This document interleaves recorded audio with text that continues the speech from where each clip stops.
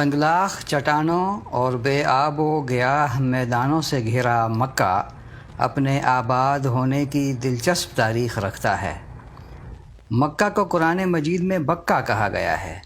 بکہ کے بنیادی معنی ہجوم کے ہیں۔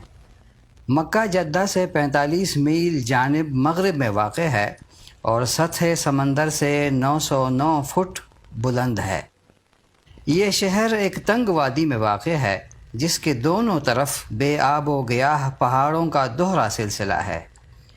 ان پہاڑوں میں جبل عرفات، جبل ثور، جبل ابو قبیس، جبل ثبیر، جبل النور، جبل کعبہ، جبل قیقعان اور جبل خندمہ شامل ہیں۔ زمانہ جاہلیت میں تاریخ مکہ کا ایک اہم واقعہ ابرہہ کا ہاتھیوں سمیت مکے پہ ناکام حملہ ہے۔ رمضان 8 ہجری میں فتح مکہ کے بعد پیغمبر اسلام صلی اللہ علیہ وسلم نے اہل مکہ کے لیے عام معافی کا اعلان کیا تھا۔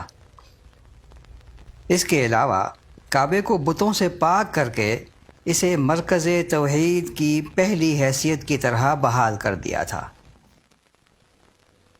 سن 1930 میں تیل کی دریافت اور برآمد سے ملک کی خوشحالی اور اقتصادی خود مختاری کا نیا دور شروع ہوا اور اہل مکہ خوشحال ہونے لگے۔ آج آل سعود کی زیر حکمرانی مکہ ایک جدید شہر بن چکا ہے۔ حرم کی توسیع و تزئین و آرائش کے ساتھ زائرین کو زیادہ سے زیادہ سہولیات فراہم کرنے کے لیے جدید ترین منصوبے روبہ عمل لائے جا رہے ہیں۔ شہر میں جا بجا انڈر پاسز اور پلوں کا جال بچھا دیا گیا ہے جو ٹریفک رواں دواں رکھنے میں معاون ہے۔ اس کے علاوہ جدید ہسپتال، کالجز اور القریٰ یونیورسٹی کے ذریعے صحت اور تعلیم کے معیاری سہولیات بھی موجود ہیں۔